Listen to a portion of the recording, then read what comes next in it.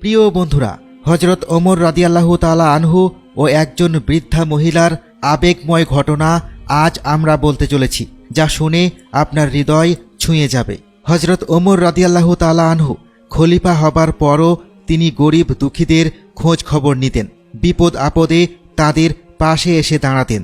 গরিব দুঃখীদের খবর নেওয়ার জন্য ও তাদের দুঃখ কষ্ট দূর করার জন্য হযরত ওমর রাদিয়াল্লাহু তাআলা আনহু গভীর রাতে মহল্লায় মহল্লায় একাকী ঘুরে বেড়াতেন। একদিন হযরত ওমর রাদিয়াল্লাহু আনহু কোথাও যাচ্ছিলেন। কিছু দূর যাওয়ার পর তিনি এক বৃদ্ধাকে দেখতে পেলেন। তিনি দেখলেন বৃদ্ধা কি যেন বিড়বিড় করছে। হযরত ওমর রাদিয়াল্লাহু তাআলা আনহু তার কাছে গেলেন এবং তার খোঁজ খবর নিলেন। বৃদ্ধাকে জিজ্ঞেস করলেন, আচ্ছা বুড়িমা, খলিফা ওমর রাদিয়াল্লাহু তাআলা আনহু সম্পর্কে তোমার ধারণা কি?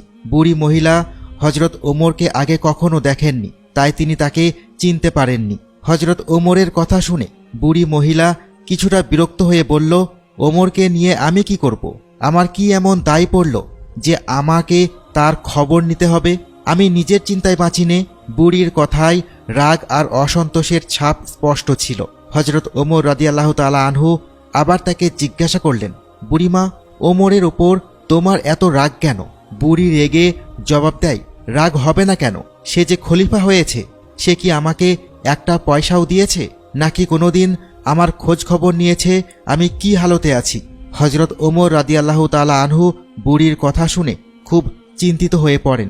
ভাবলেন, ঠিকই তো, আমি তো তার তেমন খোঁজ খবর নিতে পারিনি। তাই তিনি কিছুটা নরম হয়ে বুড়িকে আবার জিজ্ঞাসা করলেন, আচ্ছা, তুমি কি অবস্থায় আছো ওমর কি করে জানবে? তুমি গিয়ে উমরকে সব জানিয়ে আসলেই তো পারতে। বুড়ি জবাব দেয়, কেন আমি জানাতে যাব? ওমর তো আমিরুল মুমিনিন, সেই তো সবার খোঁজ খবর নেবে, আর এজন্যই সে রাষ্ট্রের দায়িত্ব গ্রহণ করেছে। রুক্ষ ভাষায় বৃদ্ধা জবাব দিল। হযরত ওমর রাদিয়াল্লাহু তাআলা আনহু শান্তভাবে আবারও বললেন, আচ্ছা, ওমর খলিফা হওয়ার পর তুমি যে কষ্ট পেয়েছ, সে কষ্টের বিনিময়ে তুমি কত টাকা পেলে ওমরকে মাফ করে দেবে?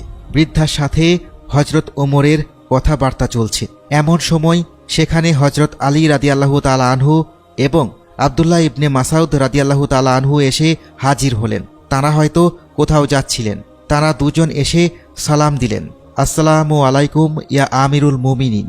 আগন্তুক দুই ব্যক্তির মুখে আমিরুল মুমিনিন শব্দ শুনে বুড়ি তাজ্জব হয়ে গেল।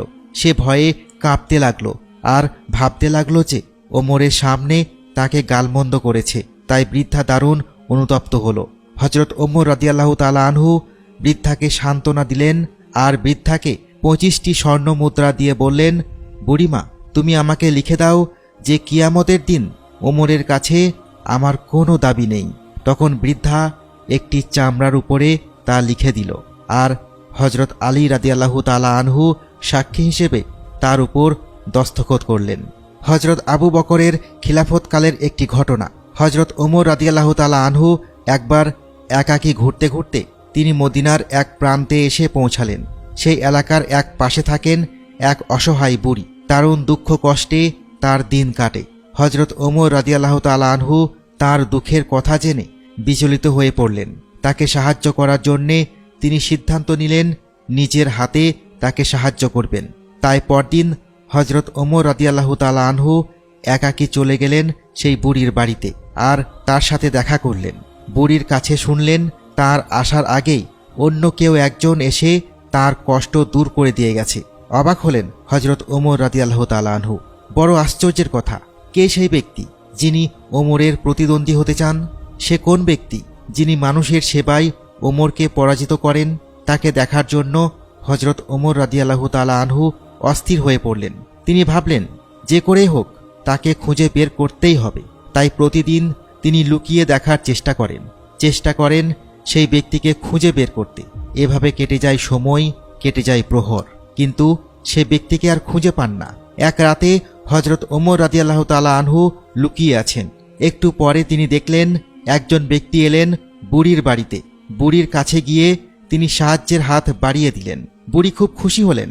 হযরত ওমর রাদিয়াল্লাহু তাআলা আনহু দেখলেন যে ব্যক্তি বুড়ির সাহায্যের জন্য এসেছেন তিনি আর কেউ নন, হযরত আবু বকর রাদিয়াল্লাহু তাআলা আনহু। দুজনের মুখোমুখি সাক্ষাৎ হলে দুজনে হেসে উঠলেন। ওমর রাদিয়াল্লাহু তাআলা আনহু বললেন, আল্লাহর দরবারে হাজার হাজার শকর যে স্বয়ং খলিফা ছাড়া আমি আর কারো কাছে পরাজিত হইনি। এই হলেন প্রথম খলিফা হজরত আবু বকর রাদিয়াল্লাহু তাআলা আনহু। হজরত আবু বকর রাদিয়াল্লাহু তাআলা আনহু ছিলেন রাসূল সাল্লাল্লাহু আলাইহি ওয়াসাল্লামের সাহাবীদের মধ্যে অন্যতম। জ্ঞানে প্রজ্ঞায় বিদ্যা বুদ্ধিতে তিনি ছিলেন অসাধারণ। হজরত আবু বকর ছিলেন অত্যন্ত দয়ালু এবং সহনশীল। নম্রতা, ভদ্রতা এবং বিনয় ছিল তার একান্ত ভূষণ। ইসলাম পূর্ব সময়ে সেই জাহিলি যুগেও হজরত আবু বকর রাদিয়াল্লাহু তাআলা আনহু ছিলেন চরিত্র, ব্যবহার ও আচরণ দিক দিয়ে অনুকরণীয়। জাহিলি সমাজের কোনো কালিমা তাকে কখনো স্পর্শ করতে পারেনি। এ কারণে মক্কাবাসীরা তাকে শ্রদ্ধা করত আর বিশ্বাস করত তাকে সর্বান্তকরণে। কুরাইশদের মধ্যে তার মর্যাদা ছিল অনেক। প্রিয় দর্শক, এই ছিল আজকের আমাদের ভিডিও। কেমন লাগলো তা অবশ্যই আমাদের জানাতে ভুলবেন না।